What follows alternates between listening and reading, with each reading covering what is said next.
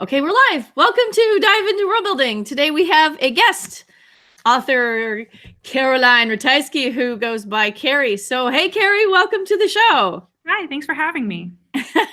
So the story is that Carrie and I were having a reading together on Friday night, and I was like, hey, Carrie, you should come to my show. And Carrie's like, yeah, I can do that. And I said, oh, we meet on Tuesdays or whatever. Mm-hmm. When can you come? And she was like, next Tuesday. So yeah. that was how we got here. I was like, turns out I got 4 o'clock free. Let's talk. Yeah. So I'm excited to have you here. And so tell us about what is your favorite thing to write? Do you mean my favorite genre or my favorite part of writing? Because I feel like I could answer both. Let's do both. Okay. So for genre, lately I've been really feeling a lot of atmospheric horror. So I don't really go for like the blood and guts and gore or the thriller, like, suicide, like not suicide, a serial killer who's like hunting people down. Like I'm not really into that.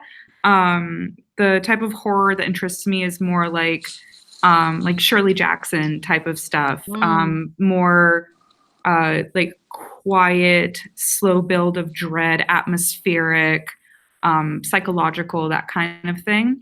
So that's been the mood for a couple years, which my understanding, a lot of us writers have been feeling the horror mood the last couple years. Don't know why, but that's been a common thread. Yeah.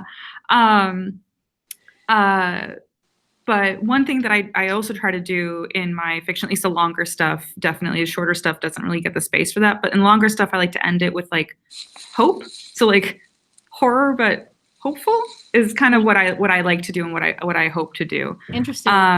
As far as which part of writing, I love just atmospheric description. Like that's part of why the project I'm currently doing, I selected it because I didn't have to worry about some of the other aspects of writing that I find requires more work, that I can just roll around in these delicious descriptions of just moody, atmospheric, environmental descriptions and not have to think about, but structure and plot and things like that. Like, no, I just want to describe the slow decay of this, elaborate mansion, except set in space. The slow decay of an elaborate space station. Yeah, actually, that's exactly what my current novella project on Patreon features, is decaying space stations. Plural or just one? Well, it's a rewrite of The Secret Garden. It's a sci-fi horror retelling. And so if you're familiar with the story, it opens with the main character is the sole survivor of a cholera epidemic and then is taken to her uncle's house on the moors. So the opening chapter features that cholera epidemic effectively, but slightly retooled, set in space. And then she's taken to another space station that is also decaying in its own way, in a very different way, but yeah. Survivor of space cholera. Cool. Yes, sole survivor of space cholera. It's known to affect I think you can probably add the word space to almost anything and make it cooler. I don't disagree. I think setting you should call it a space dive into world building. Well, we could always have a dive into space world building. Not really sure I want to have space dysentery, but I'll go with you for generally. Right. It's still better than regular dysentery. I'm sorry. Was that the most compact version of space bio horror that I've ever heard? Space dysentery. Space dysentery. Yeah, it's rather awful. But I think, in fact, that's exactly what you're dealing with, right, Carrie? I mean, basically, it's a lot. There's a lot of bodies, you guys. I just find so many ways to describe bodies. So talk about that for a second. Oh, sure. So many ways to describe bodies. Yeah. So as we talked about on Friday when we had that, when are you free? Oh, Tuesday conversation.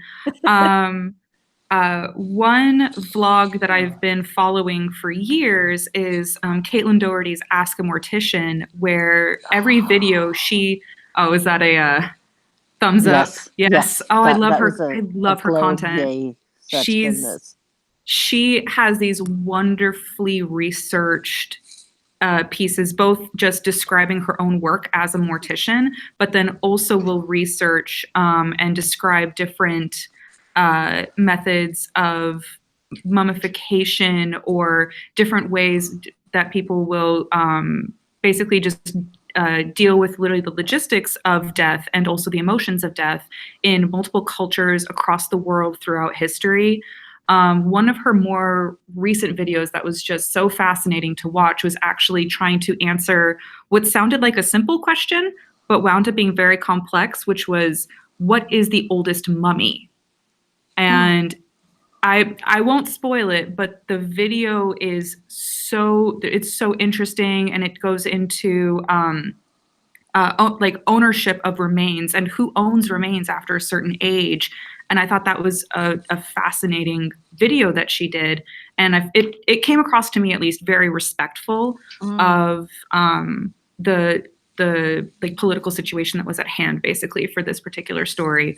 But yeah, it's a great channel. I cannot recommend it enough. Caitlin Doherty, Ask a Mortician, which is why I learned a lot of the different states of decomposing bodies. And so I had so many ways to describe bodies.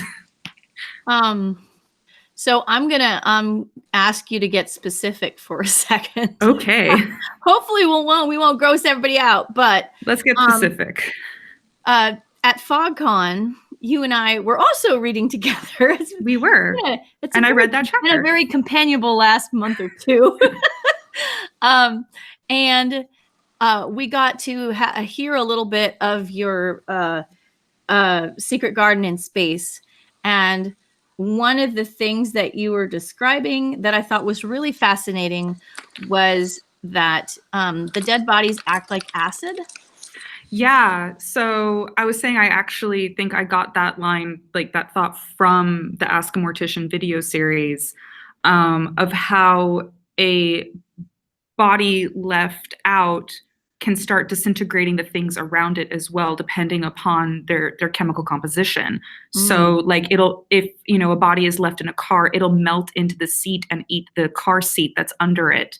And it will just decay the things around it, because we have, our stomach is basically a puddle of hydrochloric acid. I think it is hydrochloric. Can't remember exactly. But the reason our stomach doesn't eat itself is because it's lined in cells that produce enzymes that keep the stomach from eating itself, basically. So when you die, all of those protections that keep the body together start to fall apart, and all the parts of the body that devour food suddenly start devouring you and to start devouring everything else around it. And it's just thousands of microbes at work. And just the different chemicals that get released during decomposition can cause all sorts of environmental interactions. And so, in thinking about that in space, like, this was actually one of those, I wrote a couple paragraphs of this and then wound up deleting them from the story because it felt like a world building divergence that didn't add to the story in the moment.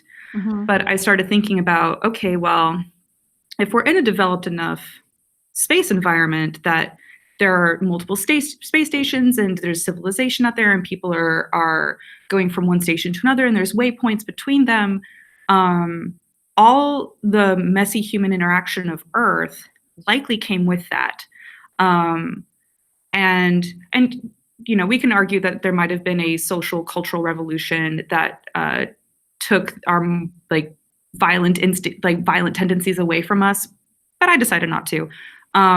So I started thinking about murder in space, basically, and thinking about how did they discover that they had to harden effectively the outside of a spaceship to make sure that a dead body, say someone is murdered and stuffed in a stuffed in the wall to hide the deed that was done, and that body is there left to rot. And I thought about, this is what happens to a body in a car, and what happens to the car, what would happen to a space station? Would they think about having materials robust enough to deal with that kind of environmental change?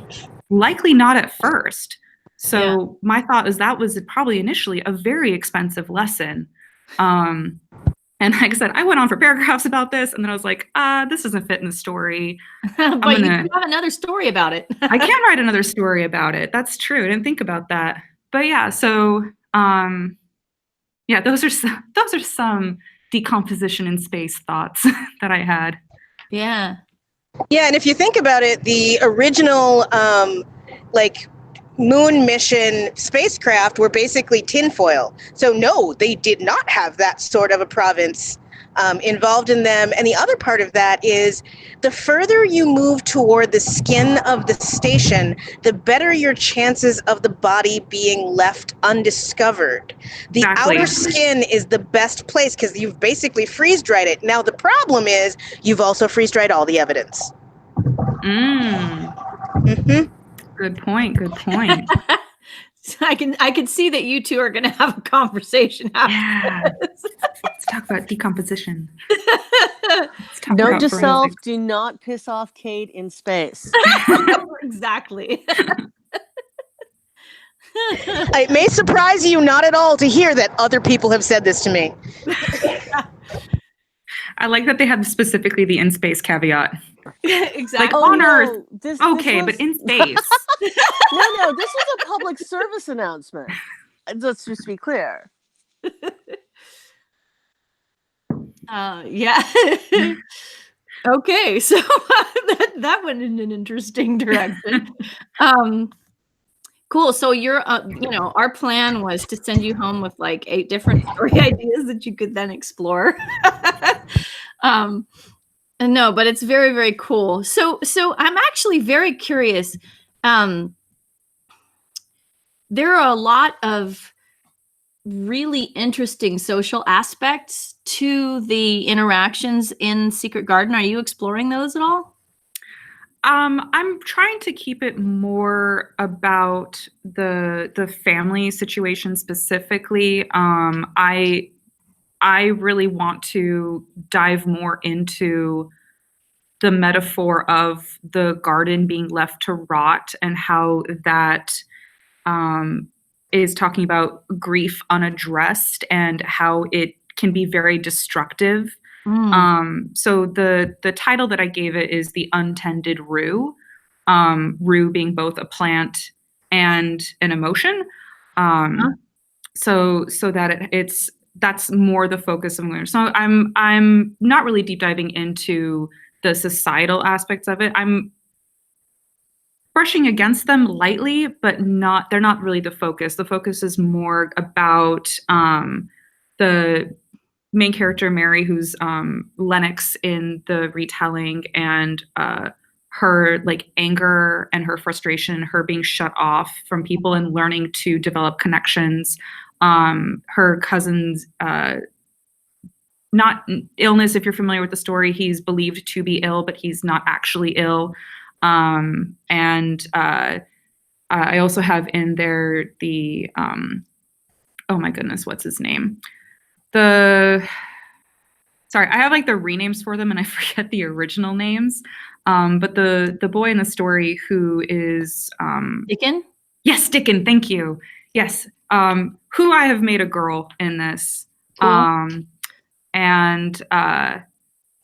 So I'm more focusing on those 3. I'm hoping to expand the character of Dickon to give more depth and layers to her character, which is where some of the social stuff might come in, but still just it's more about the individual stories and coping with grief and loss. Sure. Well, I'm actually quite fascinated to like, there's a form of translation with the environment that you've picked that I find really fascinating. I mean, I think part of it is so let me explain for a second what the thought is that this is coming out of. So Mhm. when I'm working in my world, I often find that I have, interactions that will work one way on Earth. Yeah. And then I have to go sort of put them through this complicated filter to try to figure out how they play out in this other context. And I think what you're saying about the way that you're taking this existing story, which has these very specific, interesting aspects to it, and transforming it and putting it on into a space station, makes me super curious. Particularly just a second ago, about Dickon, because Dickon is sort of like the nature fairy guy. Yeah, right? basically, right? So how do you have a nature fairy guy in space? I mean, or young woman, right? But like, what are you doing there?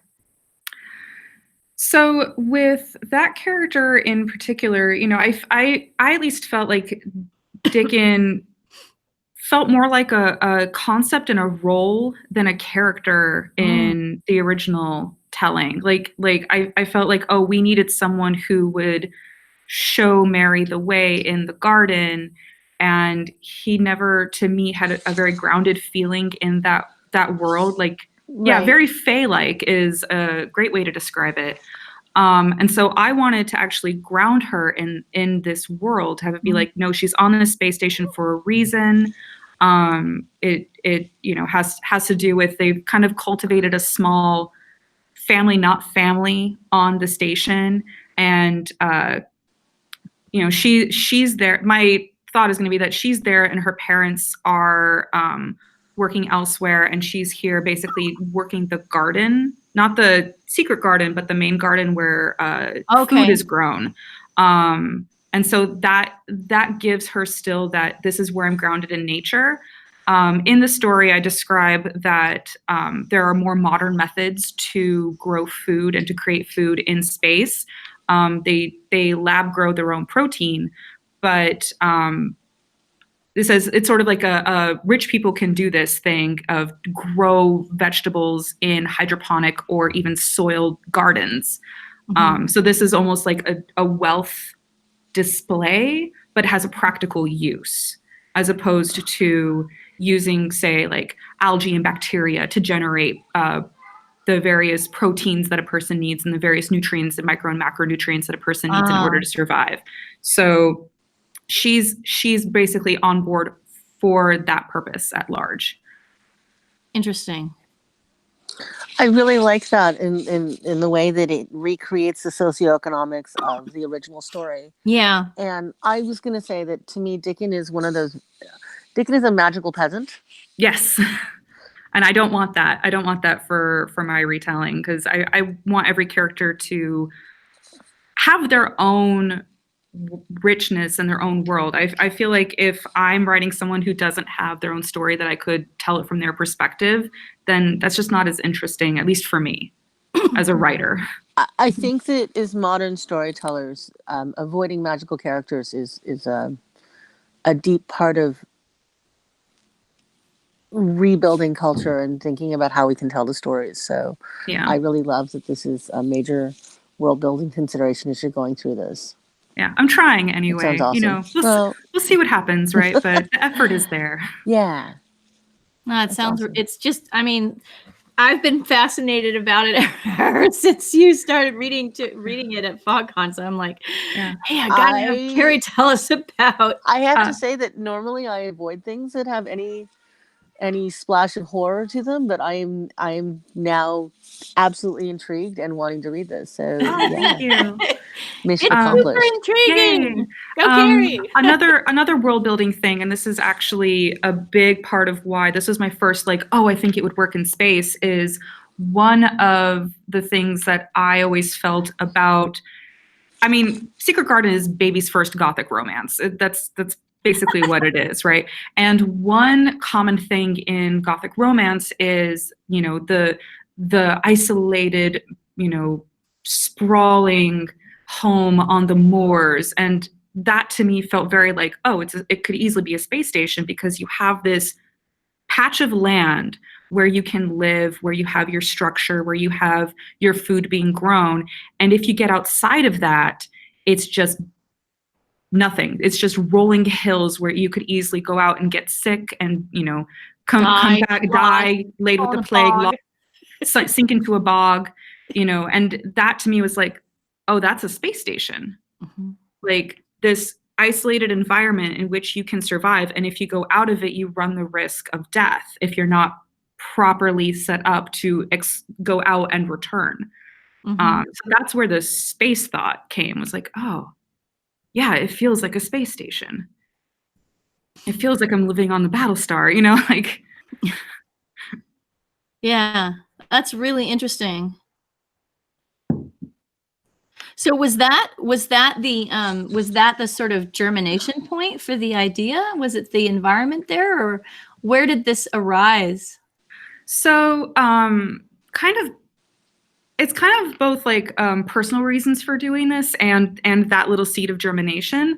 The personal reason was so I had what I would call a fallow 2018. I now I'm aware that I actually was ill for most of that year. I wasn't aware that I was ill, recently diagnosed, on meds, doing great now.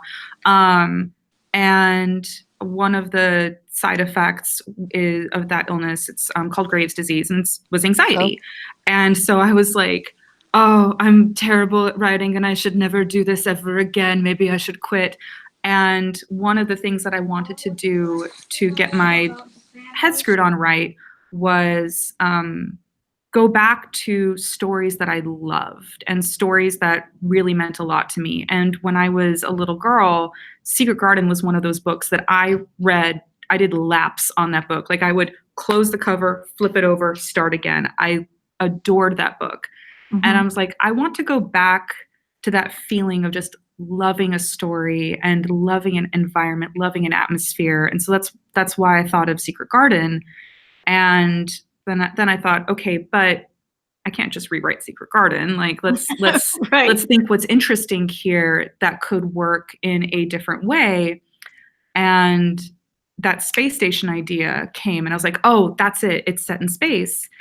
And then saying it's a horror retelling, it's mainly because I'm trying to dig into the grief in a way that has a supernatural sheen to it at the start, and there are supernatural elements that are going to come in later. And that it just kind of came from this place of, I want to go back to something I love and something that makes me very happy. Mm-hmm. And this is what blossomed out of that.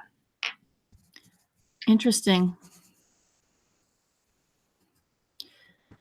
Well, I have to say you've completely sailed over that bar of suspension of disbelief, which is always a difficult thing when you're coming up with one of these reboots. And so I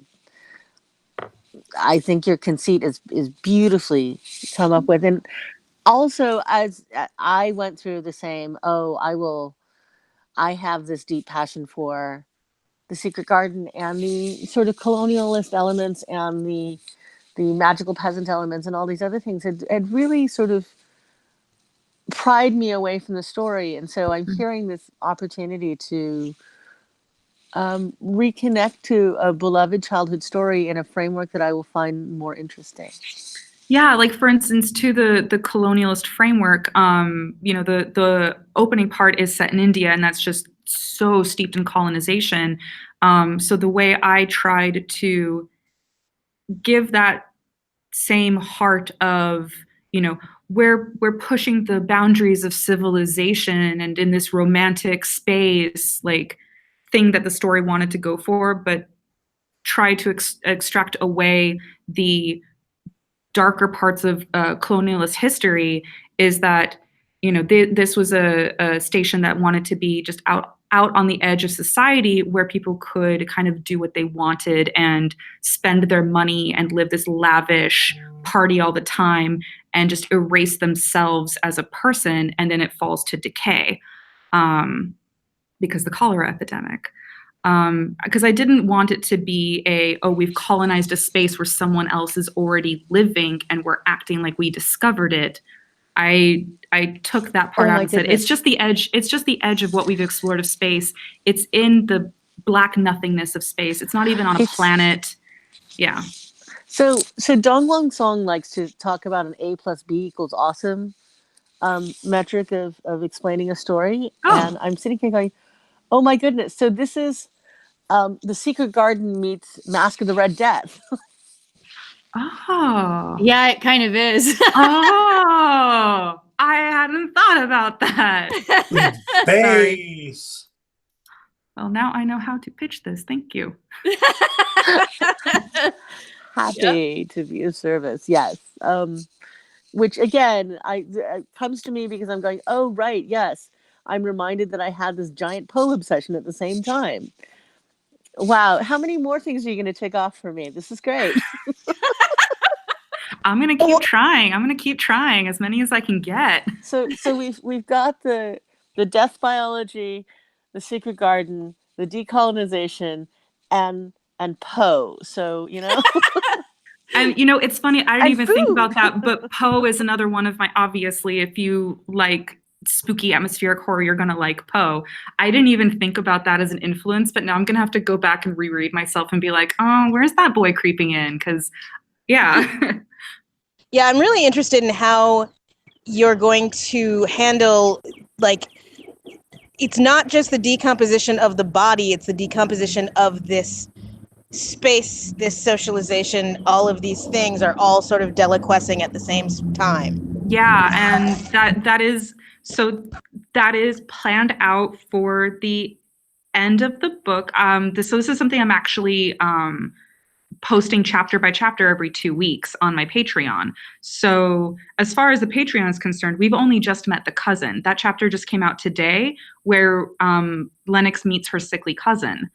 And that was a really hard line to write because I'm like, how do I make this kid like the brattiest kid alive, but still ultimately redeemable? Like how do I make it so that he's still that obnoxious brat, but there's a glimmer of, oh, maybe there's something more complex going on here, is what I was trying to get there with today's release. But yeah, I definitely have,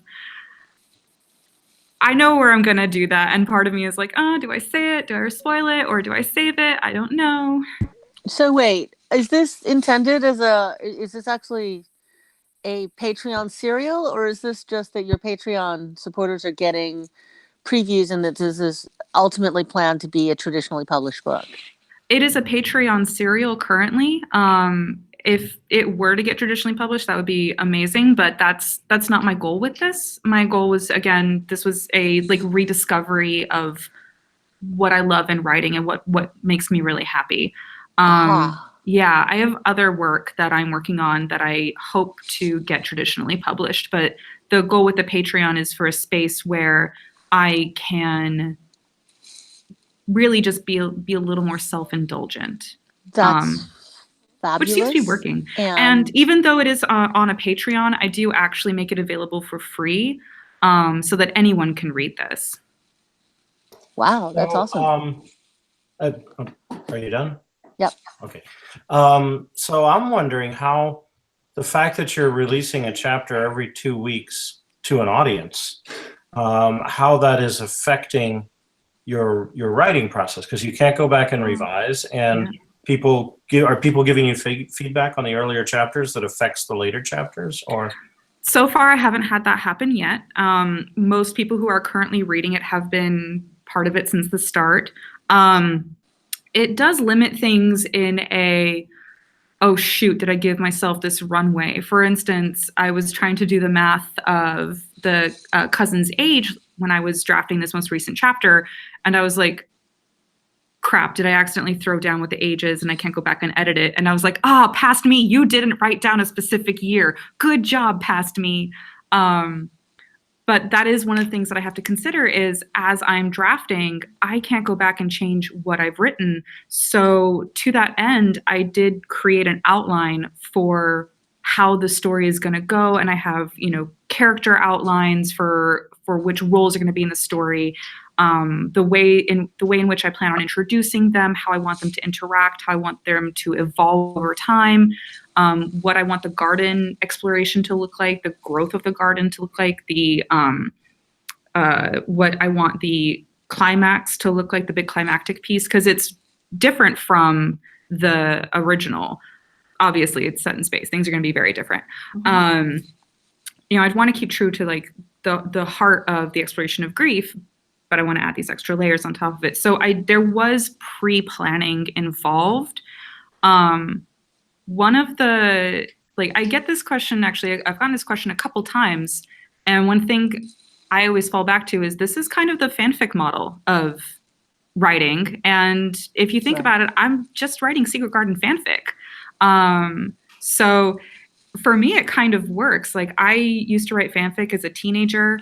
I stopped later in life, but I used to write it when I was younger. So it does really work for me for it to be going to an audience every 2 weeks and getting a response back that people are enjoying it, because then it just buoys me and makes me like so much more excited to continue writing. Mm-hmm. So all the advantages of fanfic in this medium. Yeah, kind of. Cool. Plus, it's out of copyright control, so you can actually make money. It sure is. Don't think I didn't think about that. That's just all manner of brilliant. I was going to ask what it did for you writing this, but I think you've just answered it. That basically it is a tried and trusted thing because fanfic. Yeah, because fanfic. And one thing I love about Patreon is that I think it's really helped give a easier vehicle for serial storytelling. This is something that I've seen cropping up more and more in the last, 5 years I've been feeling, is that the serial is coming back. Podcasts are really bringing it back in particular. But I'm seeing people do this serial storytelling on Patreon and it being quite successful for them. And so I didn't feel like I was reinventing any sort of wheel. I was like, this is basically what fanfic has been for ages, and this is the serial storytelling method. So it felt like a natural fit, especially considering the original Secret Garden was also told as a serial before it was collected into a book. I had forgotten that. Right. This is right back to the great age of Dickens and everything else of the serial story. Yeah. And actually, I do plan on doing that eventually, is gathering it into an ebook and having it be meta. What you're doing here? Yeah, I'm thinking about it, you guys. That is very, very awesome. Thank you. Cool. So okay, so yeah. So you seem like you have a lot of this planned. Plus, you have chapters coming out. Are you echoing the chapter structure of the Secret Garden, or are you doing your own thing? Doing completely my own thing. Okay. And I think that's one of the nice freedoms of an adaptation is people expect you to hit certain narrative beats, but not necessarily in the same structure or in the same way.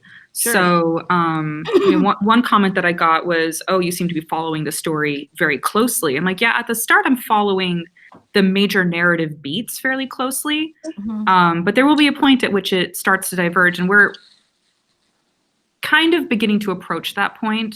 I'm a couple chapters out from when it really starts to diverge from the original.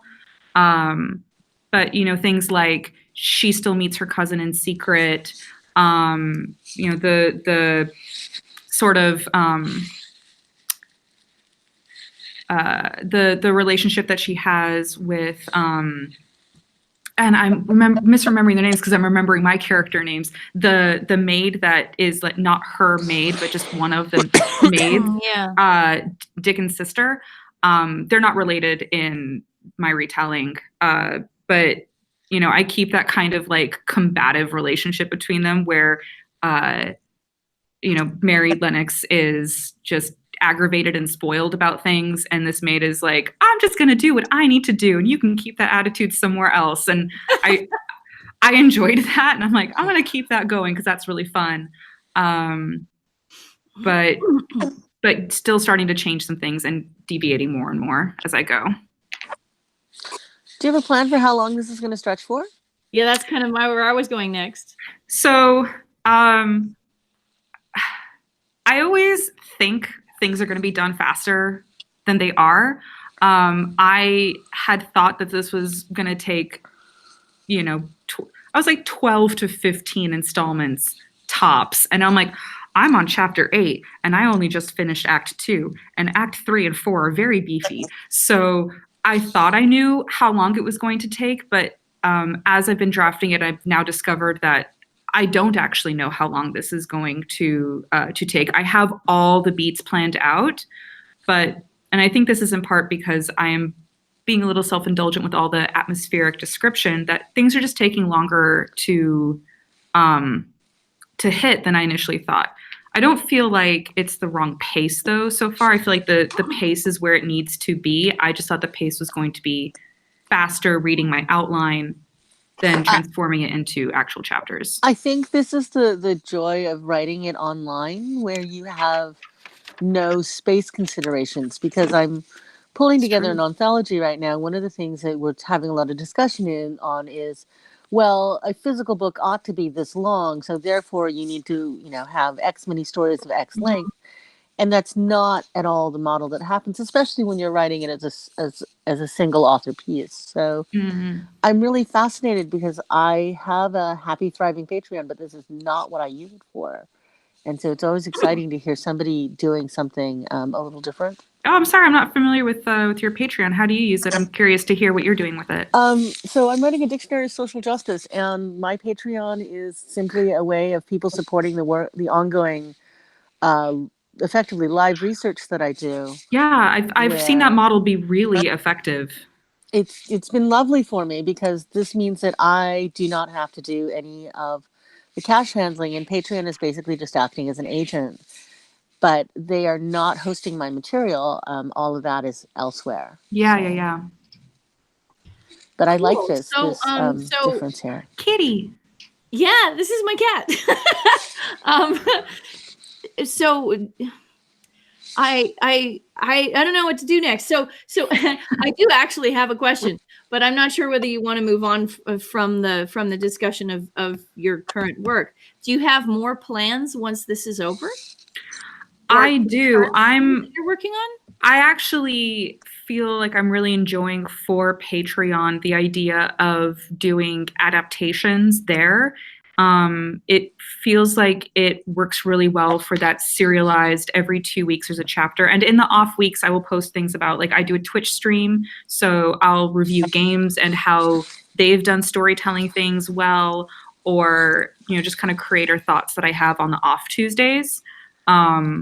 And I'm now kind of revisiting old stories, novellas, novels, even short fiction that has spoken to me, and being like, okay, which of these might be fun? Do I have an interesting idea? Do I have a fresh take to bring here? I'm probably going to look at the Mask of the Red Death and see if that inspires anything.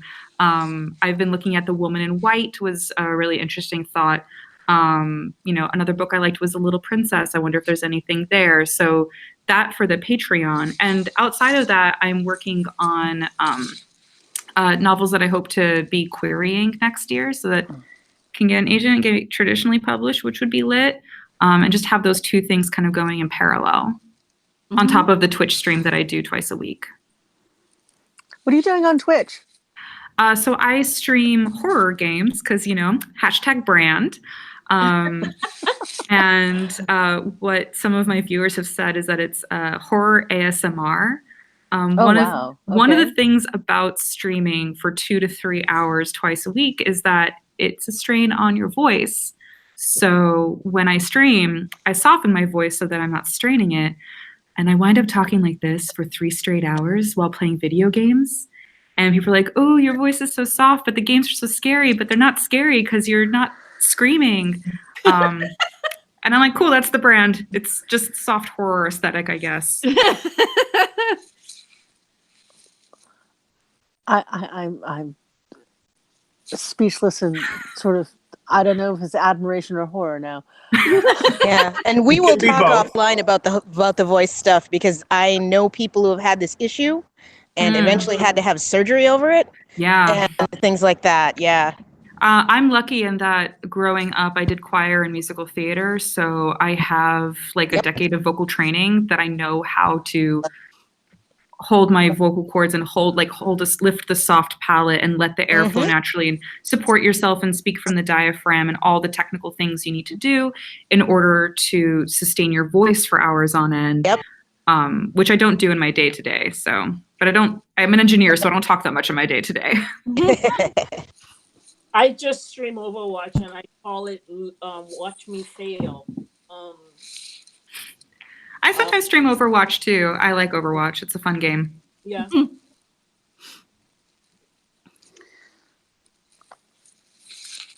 I continue to be fascinated watching the evolution of Twitch culture. It's not a thing I would have predicted until the moment it showed up in my radar, and I went, "Oh well, of course that makes sense." Well, this is what my brother has been doing over various kinds of media, gaming with his friends remotely for ages. Oh look, now it's easy. yeah, and it's really interesting to see the different things people are doing. So, full disclosure, I work at Twitch, so I get to hear a lot of what's happening, not just in gaming streams, but people will stream all sorts of cool stuff. They stream travel, people will stream writing. I was thinking of doing a reading series over my stream and just actually reading and effectively compiling an audiobook of my work through a Twitch stream. People are using it for art, for armor making, for blacksmithing. Like there's so much cool stuff, cooking. There's a lot of cool stuff that's more than just games. Music. Yeah. Now I'm sort of thinking about the difference between Twitch and YouTube and realizing that I probably don't know enough about where the line should be drawn. I don't know either. It's because I'm an engineer. I don't have to know. Oh no, But- I'll go poke at that later. Yeah. I'm curious to see what you find as somebody who isn't so deeply embedded. I'd love to hear an outsider perspective on that. So I'm going to ask you, is there what else really hits your geek buttons in terms of, topics that you want to explore in your writing? Topics. Oh, okay. I thought you were going to say in what I read, because I was like, oh, I love when people mess with structure. That's like my garbage. I love it so much. You can tell us about that. Love We to can talk about that. House of Leaves is one of my favorite books because of how much it just plays with structure. The Labyrinth chapter in particular is something that I will go reread just to like feel freshly inspired, because I don't know if any of you are familiar with that chapter in particular in that book, because I'm sure you've heard of House of Leaves. The chapter itself and the way you engage with it as a physical book through now read this part, now read this, and you're jumping through these references to references and footnotes to footnotes to ends and endnotes to footnotes, and you physically explore the book as a labyrinth. In the chapter that the characters are exploring a labyrinth. And listen, I love that kind of stuff so much. I would love to be able to do that kind of stuff. I feel like that's something that I'm hoping to evolve to as a writer. But things I do like exploring, a lot of my writing lately has been around trauma and healing. In particular, I think the healing part is important, because it's I feel like just talking about trauma and then just dropping it like the world sucks. And it's like, yeah, we as literature have been aware of that for a very long time. What do you have to say that's fresh about it?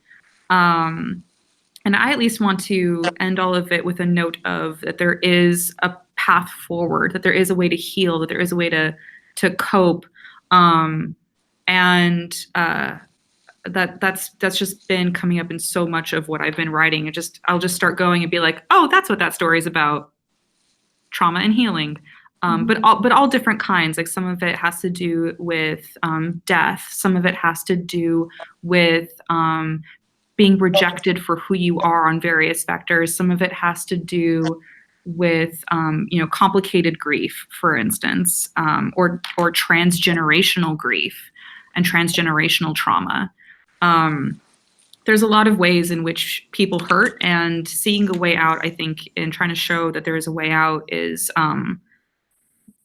one of the things I hope to do with my writing, one of the things I'm trying to do with my writing. Cool. That and pretty atmosphere. If I can just do that and like pretty atmosphere all day, that'd be the best. Just atmosphere us up. Just how spooky and decaying can I make this house? Like, can everything be the house in A Rose for Emily? Because that would be the best.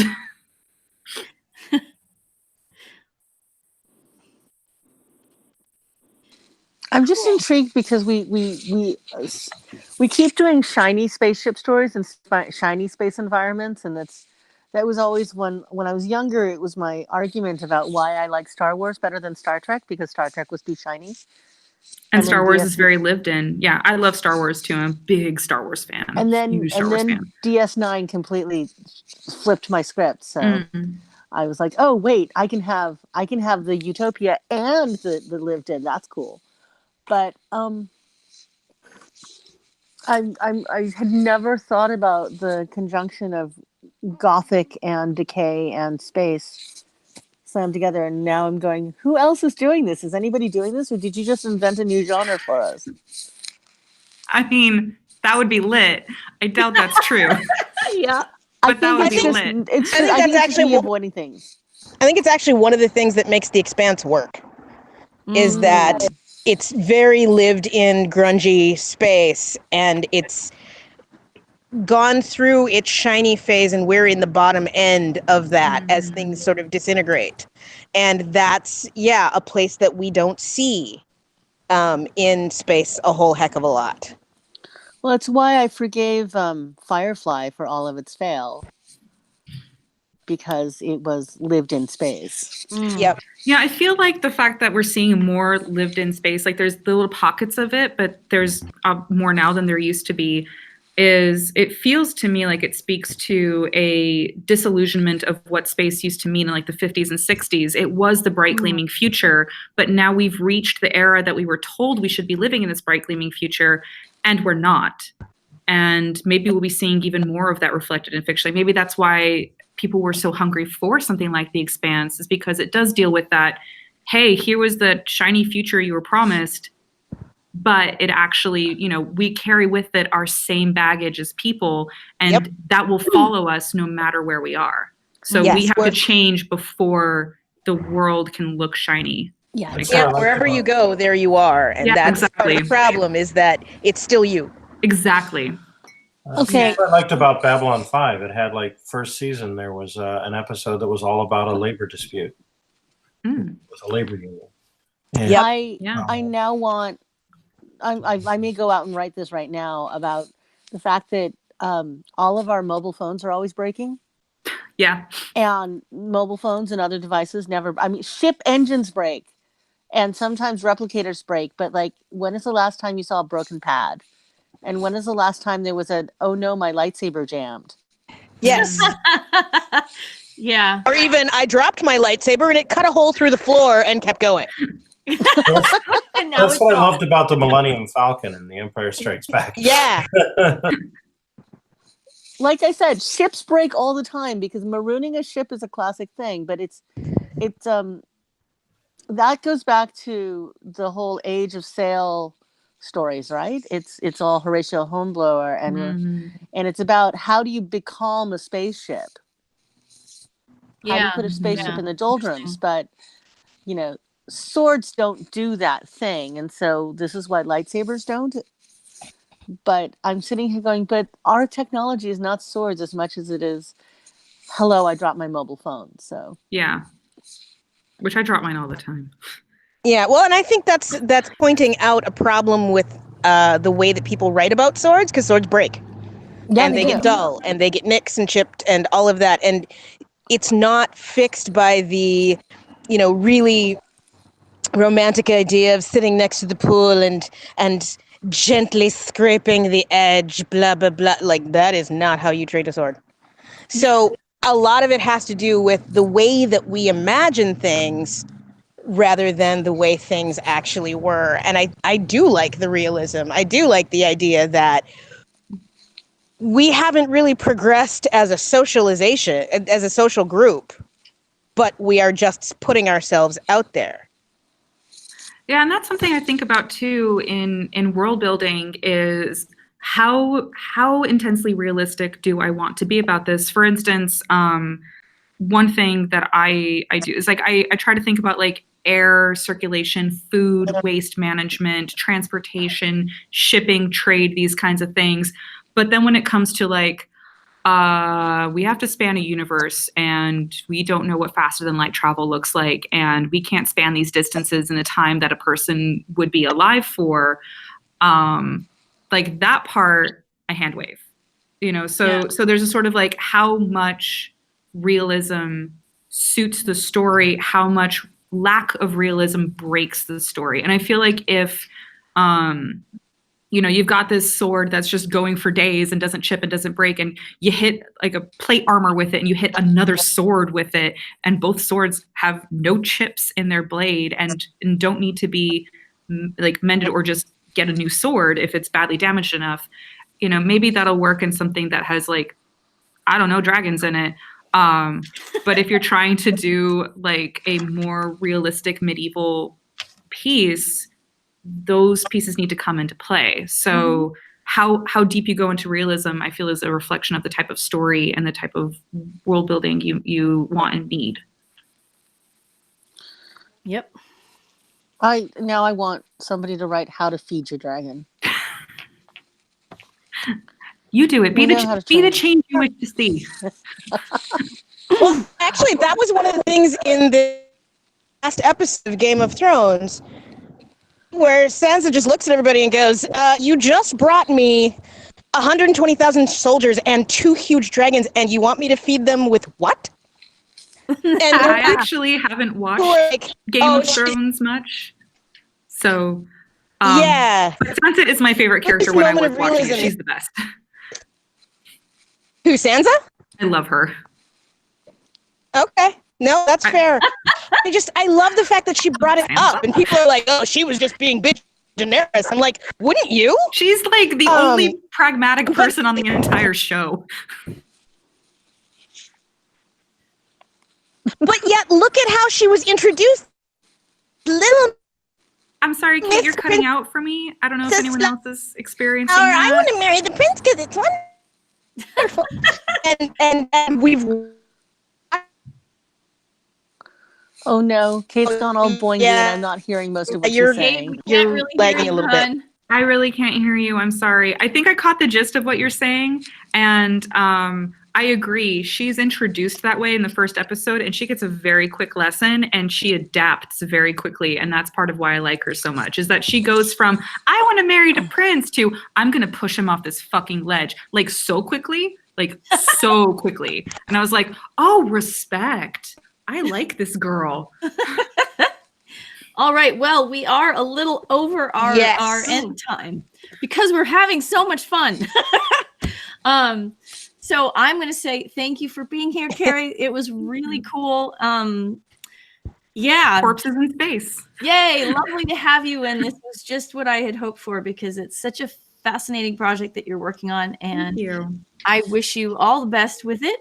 And plug the project. Plug the project. Oh, plug the project. Yeah, it's called The Untended Rue. It is a sci-fi horror retelling of The Secret Garden. It is on my Patreon, which is Gear Drops. Gear is in gears on a bike. Drops is in drops of water. That's how I am all over the internet, because my first and my last name is impossible to spell for most people. Should I put it in the chat, or how do I do this? Okay. Yay. Yep, and it is updated every other Tuesday. great. Cool. Well, thank you so much. What I'll do is I'll hit my button and stop the broadcast.